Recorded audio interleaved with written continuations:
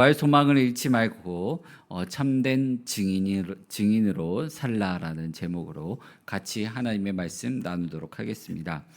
오늘 우리가 읽은 이 말씀은 마가복음 16장에 있는 말씀입니다. 이 16장에 기록된 말씀은 총 6부분으로 나눠서 볼 수가 있습니다. 첫 번째는 뭐냐면 새벽에 무덤을 찾아간 여인의 이야기가 있고요. 그 다음에는 막달라 마리아의 이야기, 그리고 시골로 가던 두 제자의 이야기, 그리고 11제자에게 나타나신 예수님의 이야기와 승천하신 그 일로 마가복음의 말씀이 끝을 내리게 됩니다. 오늘 그 중에서 우리가 본 말씀은 부활의 첫 증인들에 관한 내용을 언급하고 있습니다. 죽음과 부활에 관한 예수님의 예언을 귀담아 듣고 부활을 기다렸던 사람은 아무도 없었습니다. 예수님의 체포와 함께 모두가 다 뿔뿔이 흩어졌습니다. 예수님께서는 예수님의 순환 당하실 것을 예언을 하셨고 또 부활하실 것도 말씀하셨지만 그 어느 누구도 그와 같은 기적을 기대하지는 않았습니다.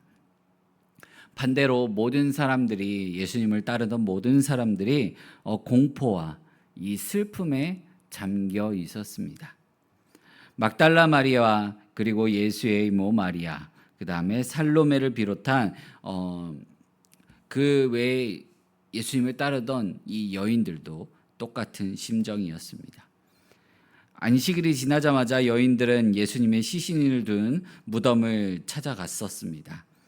안식일이 시작이 이제 가까이 오니까 이들의 마음도 급해졌습니다. 왜 급해졌냐면 예수님의 장례도 자기들이 제대로 치러드리지 못했기 때문에 이 예수님에 대한 이 최소한의 예의와 존경을 표현하고 싶었던 것입니다.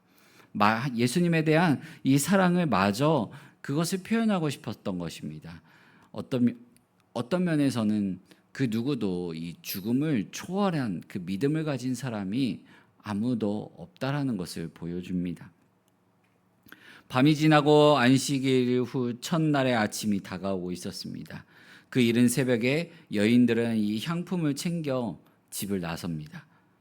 무덤을 보았던 이 막달라 마리아, 야고보와 요새의 어머니가 길을 알고 있었습니다. 그들은 아직 어두운 길을 조심스레 재촉했고 무덤에 도착할 때쯤에야 이 날이 어스레 이렇게 밝아오기 시작합니다. 그런데 이 여인들은 어떻게 보면은 굉장히 정신없이 막 그 길을 떠난 겁니다. 이 예수님에 대한 사랑과 존경이 앞서서 또 슬픔이 앞서서 그냥 무작정 그냥 예수님의 시신에 향품을 발라야지라는 생각만 가지고 발길을 재촉했던 것입니다. 어떻게 보면 별다른 계획 없이 간 거예요. 근데 여기에는 막 계획이 필요하기도 합니다. 왜냐하면은 예수님이 지금 장사된 이 무덤은 로마 군인들이 지키고 있고 가이사 이름으로 이게 봉인이 되어 있었기 때문에 그렇습니다. 그래서 이렇게 길을 떠나다 보니까 막상 생각나는 것이 무엇입니까? 이 돌을 굴려야 되는데 자기들의 힘으로는 돌을 굴릴 수가 없는 겁니다. 적어도 성인 남성 대여섯 명 이상이 함께 모여서 돌을 굴려야 되는 크기였습니다. 이 3명의 여인들로서는 도저히 옮길 방법이 없었던 겁니다. 여인들이 모르는 또 다른 방해물은 성경 말씀에는 돌만 얘기했지만 무덤을 지키는 군인들도 있었습니다. 또한 봉해져 있는 무덤이기도 했습니다.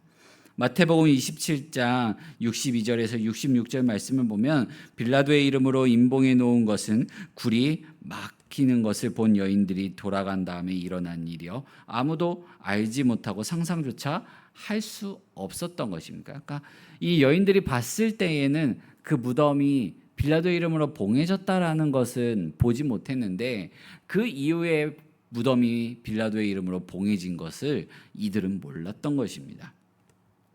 그러나 여인들의 걱정과는 다르게 하나님이 이미 천사를 보내서 여인들 앞에 놓인 단 하나의 장애물을 제거해 주셨습니다. 여인들이 생각하지도 못한 일을 행하신 것입니다. 여인들은 그 모습을 보고 놀라고 기뻐하면서도 막상 그 안으로 들어가기를 주저합니다. 하지만 여인들 중 그 누구도 무덤의 구조나 시신을 두었던 정확한 위치를 아는 사람은 없었습니다. 그들은 들어가면서도 구조를 익히고 시신이 안치된 곳을 찾아야만 했습니다. 그래서 예수님의 시신을 찾는 것이 그들에게는 굉장히 어려운 일이었습니다. 어떻게 보면 어두운 그 무덤 안을 한참을 더듬는 시간이 굉장히 많았을 것입니다. 그리고 그 어두운 공간에 눈이 적응하는 데 시간도 걸렸을 겁니다. 하지만 그러한 그들의 수고와도 다르게 예수님이 장사된 이 무덤은 텅 빈 무덤이었습니다. 누가복음 24장 3절에서 4절까지의 말씀을 보면 들어가니 주 예수의 시체가 보이지 아니하더라. 이로 인하여 근심할 때에 문득 찬란한 옷을 입은 두 사람이 곁에 섰는지라. 누가복음의 말씀은 이 무덤에 두 남자가 가까이 서 있다고 기록을 합니다. 시신을 찾던 여인들은 어떻겠습니까? 들어갈 때에는 어둠만 가득했고 아무리 더듬어도 예수님의 시체가 보이지 않았는데 갑자기 찬란한 옷을 두 사람이 곁에 딱 쓰니까 동그라니 환하게 밝아졌을 거 아닙니까? 그러니까 소스라치게 놀랄 수밖에 없었습니다. 누가는 여인들이 두려워 땅에 얼굴을 대고 엎드렸다라고 말합니다.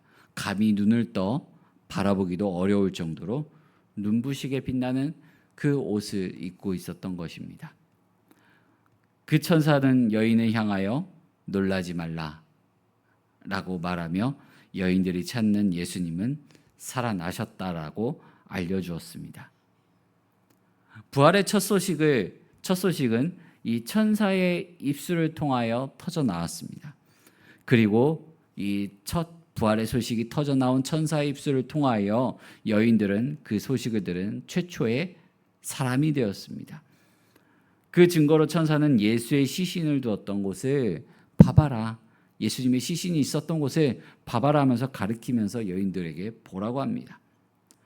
천사가 보라고 지적해 주자 그들은 비로소 그곳이 예수님의 시신이 있던 곳임을 알게 됩니다.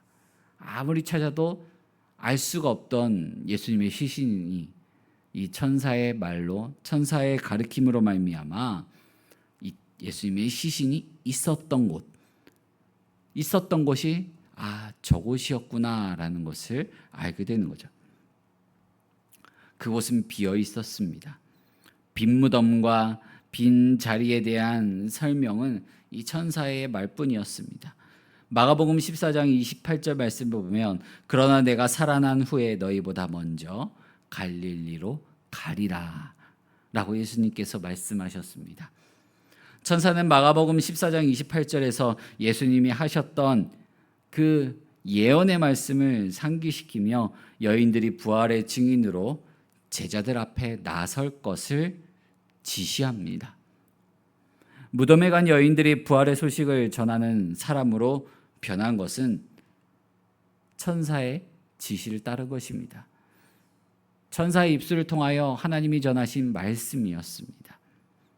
여인들이 전해야 될 내용은 물론 예수님의 부활에 관한 소식과 함께 예수님이 먼저 갈릴리로 갈 것이고 그곳에서 제자들을 만날 것이라는 소식이었습니다.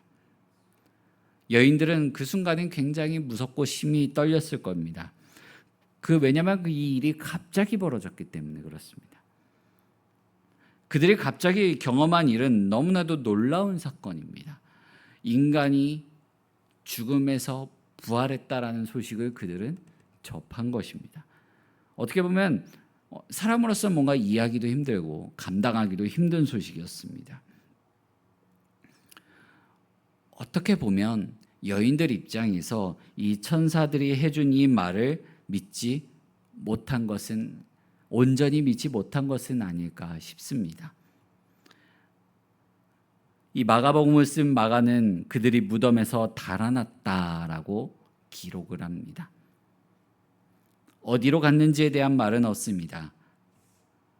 무덤으로 갈 때와 달리 뿔뿔이 흩어져 도망했고 출발했던 그 집에 아마 다시 모였을 겁니다. 여인들은 당분간 그 누구에게도 아무 말도 하지 못했다고 합니다. 다른 복음서와 비교해 보면 어느 정도 시간이 지난 후 누군지는 모르지만 그들은 제자들이 모여 있는 곳으로 갔고 그들이 경험했던 이야기를 제자들에게 알렸습니다. 마태복음에는 도망친 여인들 중 몇 사람이 예수님을 만났다는 기록이 남아 있습니다. 하지만 마가는 여자들이 아무에게도 아무 말도 하지 못했다라고 전하면서 이 여인들의 이야기를 끝마칩니다. 그러나 예수님은 사람들이 천사의 말, 사람들의 말을 듣고도 믿지 않는 것 때문에 갈릴리가 아니라 예루살렘에 먼저 나타나십니다. 예루살렘에 먼저 나타나셔서 제자들에게 먼저 나타나시는데 제자들에게 먼저 나타나셔서 그들의 불신을 꾸짖으십니다. 그들이 부활의 사실을 믿도록 배려해 주시는 겁니다. 그리고 나서 이제 갈릴리로 가신 것입니다. 마가는 제자들의 불신과 이 불신을 해소하고 믿음에 이르게 해주신 예수님의 마지막 사역, 갈릴리에서 만나려던 계획이 변경된 것을 알려주고 있습니다. 그리고 여인들의 침묵과 불신에서 이 이야기를 끝을 맺게 됩니다. 사랑하는 성도 여러분, 우리는 항상 불신의 모습으로 살아갑니다. 예수님은 분명 우리에게 하나님의 말씀과 뜻과 앞으로 벌어질 일들, 또 우리가 누리며 살아가야 될 축복에 대해서 말씀해 주십니다. 하지만 매일의 우리의 삶을 보게 된다면 그 삶의 매 순간순간이 하나님의 말씀에 부합한 삶을 살아간다 말하기가 굉장히 어렵습니다. 우리의 인생 자체가 불신으로 가득해 있기 때문에 그렇습니다. 하지만 하나님께서는 그런 우리의 연약한 믿음, 하나님의 말씀을 온전히 믿지 못하는 그 불신의 모습에도 불구하고요, 자신이